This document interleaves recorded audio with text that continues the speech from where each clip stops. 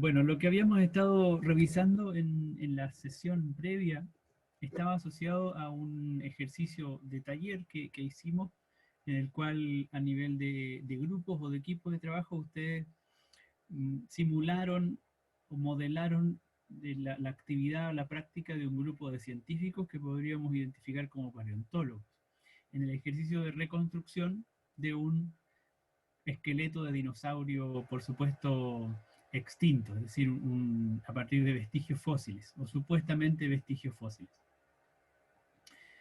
Esa actividad estaba enmarcada justamente en nuestra aproximación a la naturaleza de la ciencia y específicamente al desarrollo de nuestro conocimiento pedagógico del contenido sobre este tópico. En relación justamente con esto, lo último que pudimos hacer fue mencionar algunas propuestas de tres autores que de alguna manera sistematizan o hacen una elaboración de algunas características que uno podría asociar al conocimiento científico o a la práctica científica. Y como les he dicho, esas propuestas son de alguna manera complementarias, aunque no hay consenso en relación a cómo uno podría caracterizar de mejor forma la actividad científica. Por eso mismo, cada una de estas propuestas siempre es muy discutible desde el punto de vista filosófico, epistemológico, etc.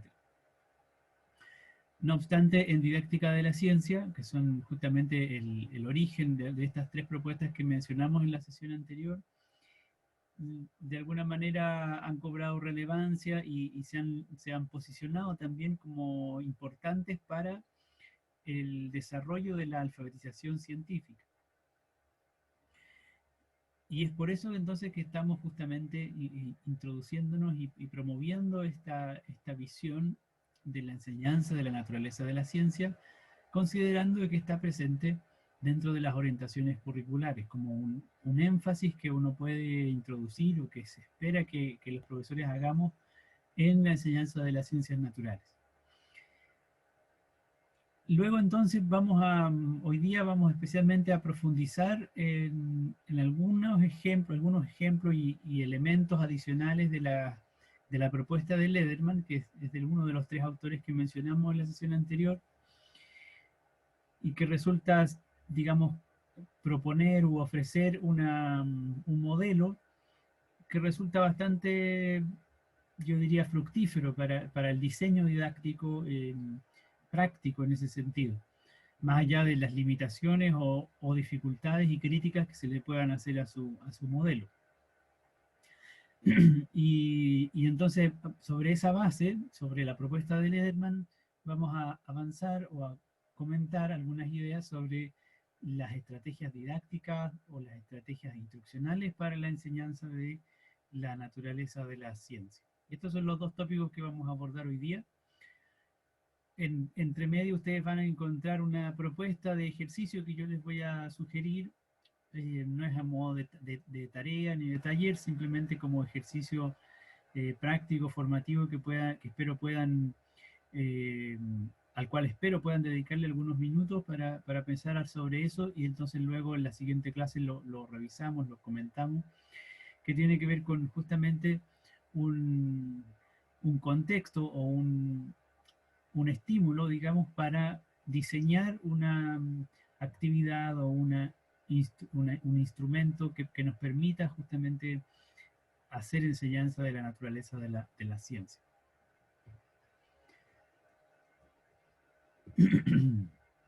Quería partir entonces recapitulando el ejercicio de taller que hicimos previamente, donde podemos ver en esta imagen una reconstrucción completa del dinosaurio, más o menos como la construyeron o la reconstruyeron los paleontólogos.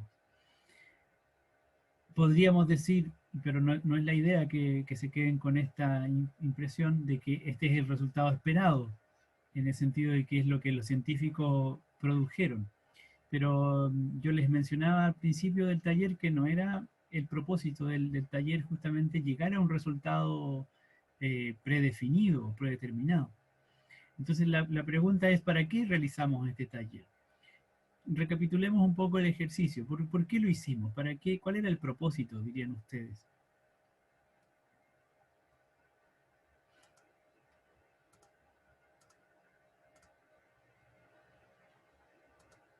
¿Alguien tiene alguna opinión sobre por qué o para qué hicimos este ejercicio de jugar a ser paleontólogas y paleontólogos? ¿Alguna sugerencia? Yo creo que lo hicimos porque para comprender las características del conocimiento científico, para entender que no siempre van todos a lo mismo, como que puede tener diferentes opciones, pero están como en lo mismo, no sé si me explico, como que tiene diferentes, como, ay, no sé cómo decirlo, pero que no todos van a lo mismo, se ¿Ya? hacen diferentes procedimientos para llegar a lo mismo. Eso, diferentes procedimientos, interesante. ¿Lo decía Constanza? O no recuerdo cuál es su nombre porque aquí me aparece Ravelo en el... Me llamo Daniela. Ah, Daniela, perdón Daniela. Bueno, Daniela, ¿cierto? Pone el énfasis en que de alguna manera visualizamos o experimentamos con distintos procedimientos en este taller, y esto tendría que ver con cómo se hace ciencia. ¿Alguien tiene alguna otra idea o complementar lo que plantea Daniela?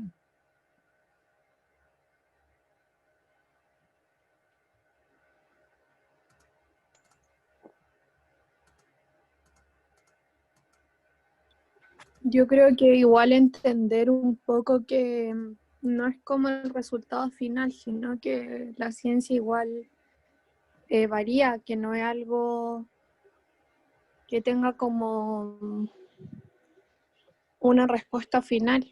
De acuerdo. Súper. Bueno, efectivamente, también mencionamos justamente que en las distintas propuestas o distintas soluciones a las cuales llegaban los equipos, ¿cierto? Que probablemente seguían distintos procedimientos o distintas formas para llegar a una solución, también ofrecían o implicaban una respuesta que era, podríamos decir, tentativa, que era provisional y que quedaba siempre sujeta a revisión.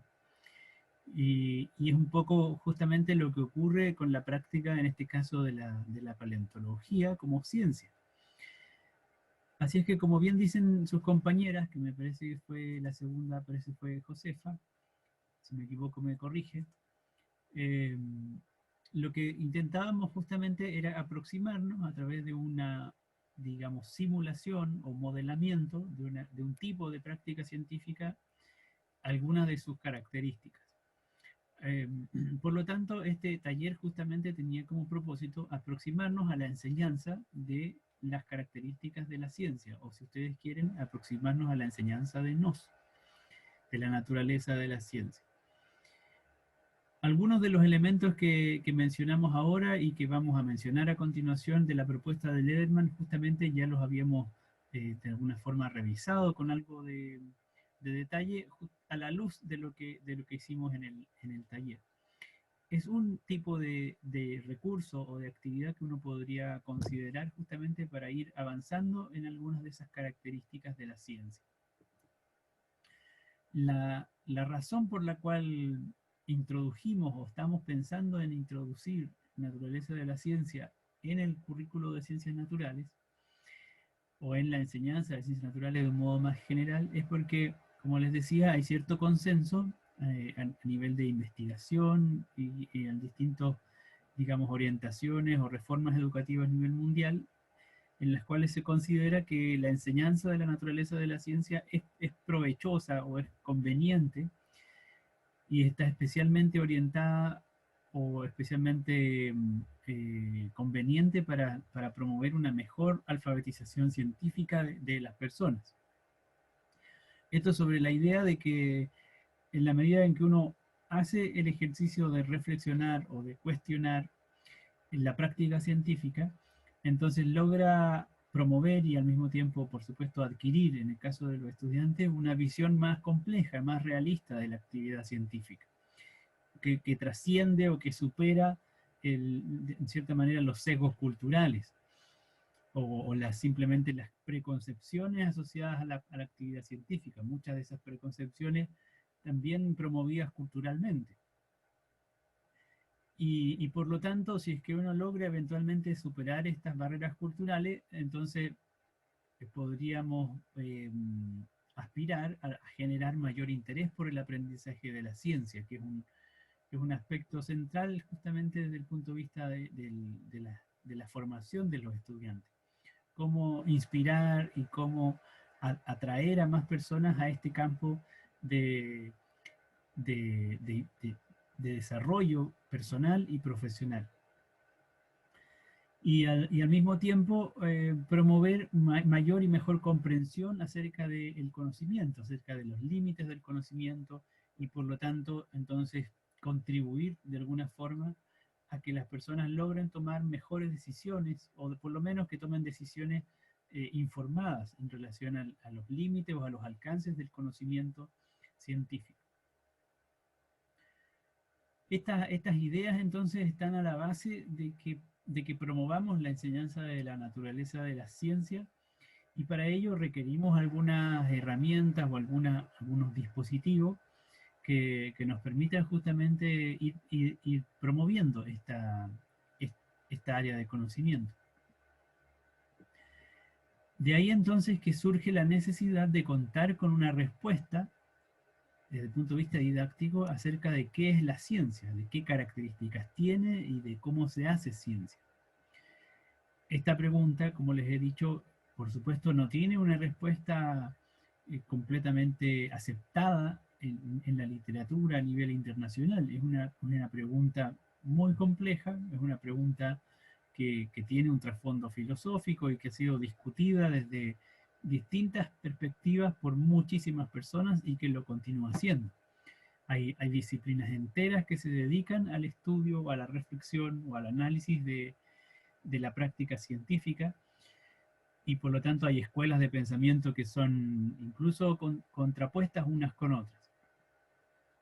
Sin embargo, desde el punto de vista didáctico, se hace necesario de alguna forma plasmar un modelo que nos ayude a reflexionar y justamente a enseñar las características de la ciencia. Ahí es donde entonces cobran relevancia estas propuestas de algunos autores que en el ámbito de la enseñanza de la ciencia y de la didáctica de la ciencia tienen justamente cierto prestigio, no sin dejar de ser discutidas. Para ello entonces vamos a tomar uno de los modelos o de las propuestas, que es la que desarrolló Lederman hace algunos años, y que nos sirve de base justamente para pensar en un cierto diseño didáctico, en orientaciones didácticas para la enseñanza de la naturaleza de la ciencia. El punto de partida de este autor es que la ciencia, en principio podemos calificarla o catalogarla como una práctica cultural, en un sentido muy amplio. Si ustedes se fijan, la ciencia aquí queda simplemente descrita como una práctica cultural humana. Por supuesto, hay muchas prácticas culturales, y la ciencia sería una más de ellas. El punto es, lo central, ¿cierto?, en esta discusión es qué es lo que caracteriza a esta práctica cultural humana. Y para hacer eso, entonces, el autor distingue tres dimensiones, o tres aristas, o tres componentes de la ciencia. Hay dos de ellas, dos de estas componentes con las cuales estamos generalmente relacionados de un modo más claro, más directo. En primer lugar, los conocimientos científicos, o el cuerpo de conocimientos científicos, que por supuesto es el que en general está disponible en la literatura científica. En el caso de la educación está disponible en los textos escolares. Así es que ahí, respecto de este conjunto de conocimientos, podemos hacernos algunas preguntas. Luego, otra dimensión que es parte, digamos, sustancial también de la ciencia, es este conjunto de métodos y procedimientos que utilizan los científicos para obtener o para promover o para producir conocimiento. Y en tercer lugar, una componente complementaria de las dos anteriores, que de alguna forma es una especie de resultado también de la combinación de estas otras componentes, pero resulta ser una componente más abstracta, porque dice aquí que se trataría de una forma de producción de realidad. Esto quiere decir que se trata de una dimensión más bien ideológica de la ciencia, y que también, por supuesto, la hace relevante. ¿Qué quiere decir una forma de producción de realidad? Básicamente que cuando o la práctica científica o la actividad científica lo que hace de alguna manera es ampliar las posibilidades de la experiencia humana, en cierta forma. Y para tratar de entenderlo, pongamos un ejemplo. Si pensamos en el caso de las enfermedades, por ejemplo. En el caso de las enfermedades, hasta antes de que existiera o de que se inventara el microscopio y que se desarrollara la investigación biológica en torno al mundo microscópico o a los microorganismos, las enfermedades no eran causadas por microorganismos, simplemente tenían otras causas explicativas, digamos, otras razones que se ofrecían para explicar las enfermedades.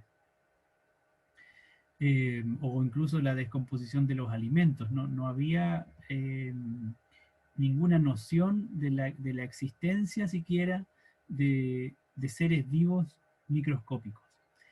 Antes de la existencia del microscopio, antes del desarrollo del microscopio que hace Leeuwenhoek, simplemente la experiencia de los seres vivos y el conocimiento de los seres vivos era básicamente el conocimiento de las plantas y los animales macroscópicos, aquellos que podíamos observar a simple vista.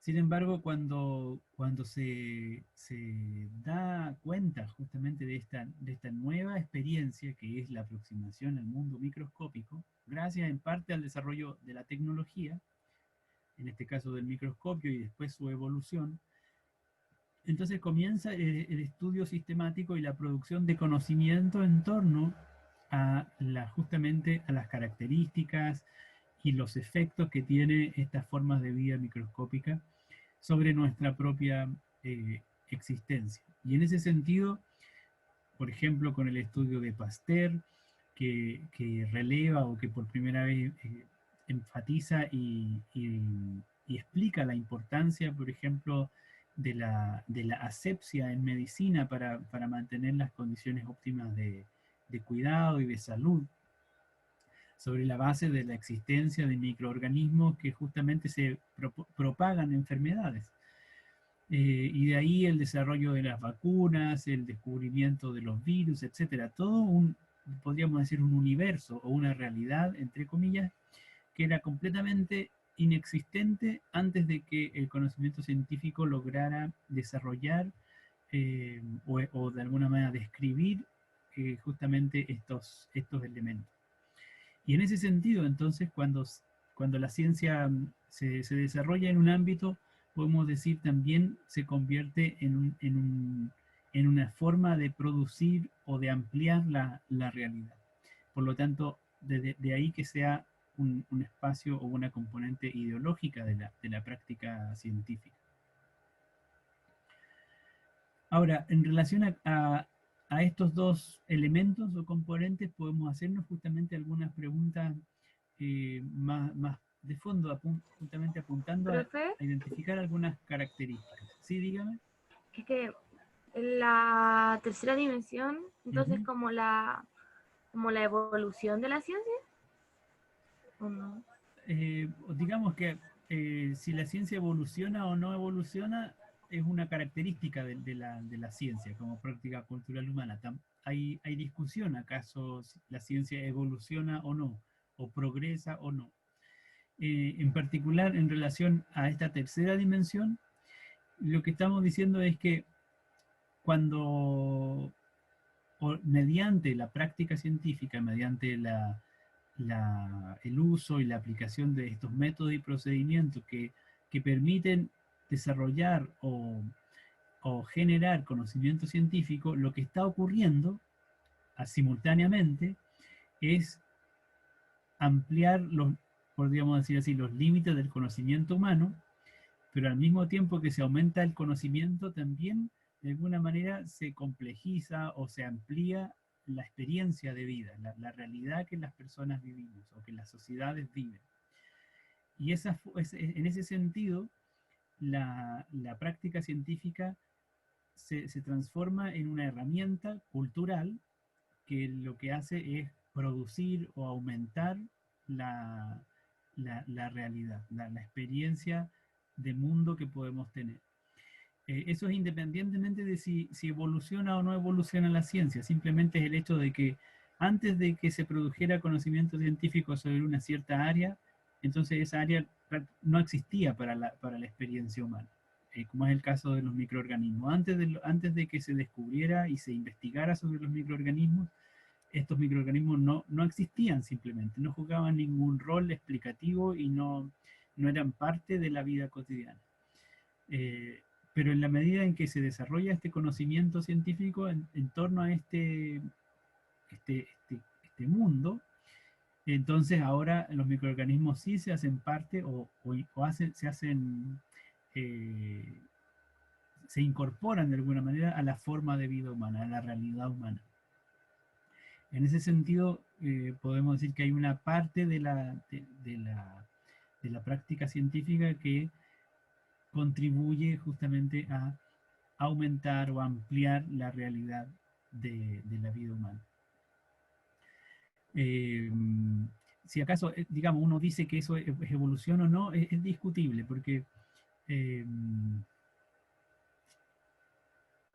digamos, el supuesto evolutivo supone que hay una cierta mejora, que hay una un cierto progreso. Entonces ahí la idea de evolución puede ser más cuestionable. Por ahora, esta idea de forma de producción de realidad hay que entenderla como una dimensión abstracta y que está asociada, diríamos, al impacto que tiene la práctica de la ciencia en su ejercicio cotidiano. Es algo que ocurre en todas las áreas, por supuesto, no solo con los microorganismos. Digamos, pensemos en la astronomía, por ejemplo. Antes de que la astronomía o la astrofísica se desarrollara lo suficiente, el universo era únicamente nuestra galaxia, pero en esa época ni siquiera se conocía la galaxia, sino que el universo era las estrellas fijas alrededor de la Tierra, y esas estrellas orbitaban o giraban en esferas celestes, etc. Nunca nadie se imaginó la existencia de otras galaxias que estaban mucho más lejos y dentro de las cuales habían otros millones de estrellas. Entonces se modifica de alguna manera la idea o la concepción del cosmos, del universo, en la medida en que el conocimiento científico se va ampliando también. Y en ese sentido es una forma de producción de realidad. La realidad antes de las galaxias era una realidad reducida o limitada a nuestro mundo, la Tierra y las estrellas fijas alrededor. Cuando se desarrolla el conocimiento astronómico y astrofísico acerca de las galaxias y acerca de la evolución del universo, entonces nuestra realidad se modifica sustantivamente, porque se amplía el horizonte de existencia humana. Ya, profe, gracias. Bueno. Luego, entonces, la pregunta es, ¿qué caracteriza a la ciencia? Y por lo tanto, algunas preguntas que nos podemos hacer son, ¿cuáles son las características de este conjunto de conocimientos, es decir, de los conocimientos científicos, o qué caracteriza a los métodos y procedimientos de la ciencia? En esa línea es que la naturaleza de la ciencia, podríamos decir, se aboca o abarca posibles respuestas en torno a esta primera pregunta, las características de los conocimientos científicos. Y otras conceptos o denominaciones como investigación científica o indagación científica hacen referencia especialmente a las características de los métodos y los procedimientos de la ciencia. Nosotros hoy día vamos a profundizar un poco en algunas características de los conocimientos científicos, es decir, vamos a profundizar en la naturaleza de la ciencia de acuerdo a cómo la entiende este autor que estamos siguiendo, que es Norman Lederman. Todo esto, profe, de Lederman. Sí, estas características de la ciencia que vamos a revisar hoy día, que son básicamente 6, por eso yo aquí colocaba estos 6 recuadros, ¿ya? Para que nos hiciéramos una idea de que para responder a esta pregunta vamos a identificar 6 elementos, que son los 6 que identifica Lederman en relación con las características de los conocimientos científicos. Hay 3 que ya hemos mencionado, que estaban de alguna forma en la discusión en torno a la actividad de los paleontólogos. Esos 3 tienen que ver con distintos, justamente, aspectos asociados al conocimiento científico que producimos, o que la ciencia produce. En particular, uno muy relevante tiene que ver con la base empírica, ¿cierto? Dijimos, bueno, para la reconstrucción del dinosaurio, inevitablemente tenemos que partir de la manipulación y de la exploración o del análisis de los huesos fósiles. Y resulta que los huesos fósiles son objetos que uno encuentra en el mundo natural. Los encontró enterrados el paleontólogo, o los encontró incrustados en una roca. Y además, esos elementos que provienen del mundo natural se encuentran en un contexto, en una cierta historia climática, en una cierta geografía, y por lo tanto todos esos elementos corresponden a una base de conexión o de vínculo con el mundo natural, y eso es lo que llamamos base empírica. Cuando produjimos el esqueleto, cuando armamos nuestro modelo, nuestro resultado, eso estaba basado justamente en observaciones. En este caso, las observaciones concretas eran los huesos fósiles recolectados. Y esto, de acuerdo con Lederman, es una característica general del conocimiento científico, no solamente del caso de los paleontólogos, sino que cualquier actividad, cualquier práctica científica, cualquier conocimiento científico siempre está basado en observaciones del mundo natural. Generalmente estas observaciones adoptan la forma de datos o de evidencia, y por lo tanto son observaciones que podemos realizar por distintos medios, a simple vista o con algún instrumento de observación como un microscopio o un telescopio o un radiotelescopio, o eventualmente mediante mediciones con algún sistema de medición, con algún instrumento de medidas, una balanza o una pipeta, etcétera, ¿no? Un termómetro, cualquier instrumento de medición que se conecta o se vincula con el mundo natural de manera directa, nos permite justamente recolectar base empírica. Por lo tanto, aquí hay un conocimiento, o perdón, una característica del conocimiento científico, su base natural, su base empírica. Pero nos dimos cuenta de que en el caso de los paleontólogos, para avanzar desde un conjunto de huesos dispersos o desconectados hasta un esqueleto, entonces tenemos que incorporar elementos que no están en los huesos y que no estaban tampoco en principio disponibles directamente en el mundo natural. Y por lo tanto allí es que hacemos uso de algunas características que son muy propias, propiamente humanas, como la imaginación y la creatividad. Y en ese sentido entonces Lederman dice, bueno, también se trata esto de una característica del conocimiento científico. Siempre involucra la imaginación y la creatividad humana. No es simplemente un rasgo propio de la paleontología, sino que es algo que está presente en cualquier actividad científica. Pero si además podemos reconocer que el conocimiento científico involucra el ejercicio de la imaginación y nuestra creatividad, entonces inevitablemente tiene una componente subjetiva, porque imaginación y creatividad, por supuesto, dependen de los sujetos, de las personas que imaginan, de las personas que crean. Y mucha de esas habilidades de imaginación y creatividad también están asociadas o vinculadas con el conocimiento previo que cada uno tiene, el conocimiento y la experiencia previa de, en este caso, los científicos y las científicas. Por lo tanto, una tercera característica que Lederman identifica y que podemos reconocer claramente en el caso del ejercicio de los paleontólogos es que el conocimiento científico es subjetivo en la medida en que involucra o, o se desarrolla a partir de ideas y teorías previas con las cuales ya contamos. En el caso del ejercicio, con nuestro conocimiento sobre los animales, con nuestras teorías acerca de los esqueletos, etc.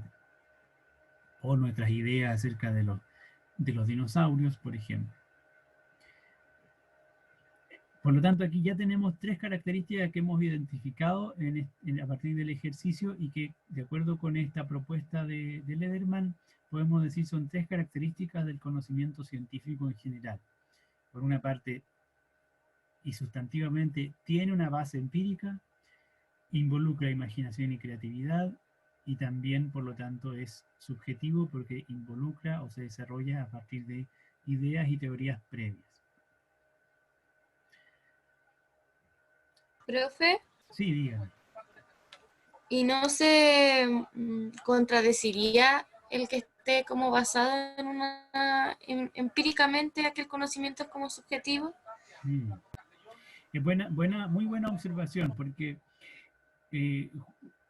fíjense que a veces tenemos la idea o llegamos a la conclusión de que si algo es subjetivo, entonces es completamente relativo.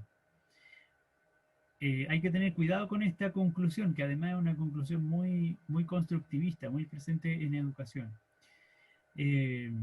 Cuando algo es subjetivo, pensamos que depende de los sujetos, siempre, digamos. Por lo tanto, lo que tú digas o lo que yo digas, como lo que yo diga como es subjetivo, entonces es igualmente válido. Lo que está diciendo en este caso Lederman es que el conocimiento científico Soñaba tiene que iba para la universidad. una componente Estaba con mis subjetiva. compañeros y la ciudad era aquí. Y yo le decía a la profe, pucha, voy a tener que volver mañana porque dejé mi cama. Ahora sí, perdón, tuve que silenciar un micrófono. El hecho de que el conocimiento sea subjetivo nos da la idea a veces entonces de que entonces cualquier cosa es válida, lo que yo crea o lo que tú creas o lo que el otro opine es igualmente válido porque todo, digamos, es subjetivo. Esa idea es la del relativismo radical. Todo es relativo porque todo depende de lo que tú creas o de lo que tú digas. Sin embargo, lo que nos está diciendo Lederman es que en la práctica científica hay elementos subjetivos, por supuesto, dado que son personas, son sujetos los que desarrollan el conocimiento científico sobre la base, por ejemplo, de sus experiencias y sus ideas previas. Pero no puede ser cualquier conocimiento, no puede ser cualquier idea la que uno promueva, porque hay ciertas restricciones, y esa restricción básica, o esa condición básica en el caso de la ciencia, la establece la base empírica. En el caso del esqueleto del dinosaurio, por ejemplo, subjetivamente y de manera completamente radical y relativa, uno podría utilizar el cráneo para colocarlo en el lugar de la pelvis, por ejemplo, o del coxis. Y entonces alguien quisiera reconstruir, o si quiere alguien reconstruir el esqueleto de esa forma, lo puede hacer, en base a su subjetividad y su creatividad.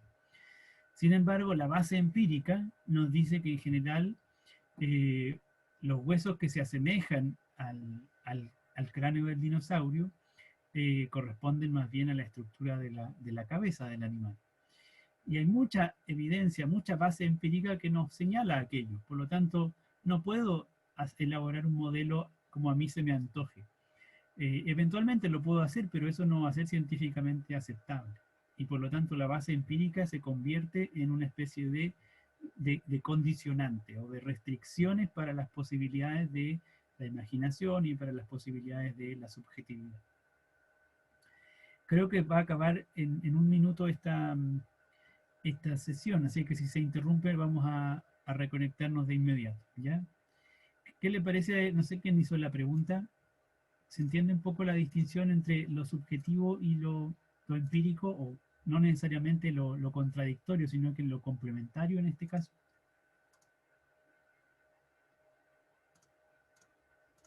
Sí, profe, sí se entiende. Lo entendí ¿Sí? como que la base empírica es como una guía que Eso, guía el conocimiento. Entonces, con eso se basan como las ideas que tienen los científicos. exactamente, de acuerdo.